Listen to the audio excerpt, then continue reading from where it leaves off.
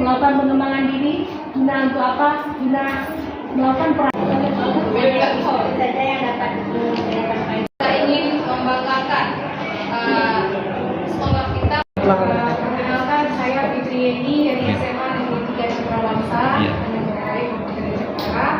Di sini saya menggambarkan diri saya adalah ada 3 unsur. Pertama, saya Juliana dari SMA Negeri 4 Taman Jawai. Saya menggambarkan Waalaikumsalam. Perkenalkan, saya Nizina asal sekolah dari SMA Negeri 1. Pasti SMA Negeri 3 Cendrawasih Taman Jawai. Ya, di sini saya menggambarkan Iya. ada pulpen dan ada buku, di mana wajah ini menunjukkan jati diri saya. Waalaikumsalam warahmatullahi wabarakatuh. Ini nama saya Ismail, tempat tugas SMA Negeri 1 Tanah Jambari. Di sini saya menggambarkan Muhammad Ustaz. Saya hanya mengambil dari satu konsep yang selalu saya gunakan takdir di seberang. Tapi ini semua kita punya waktu masing-masing.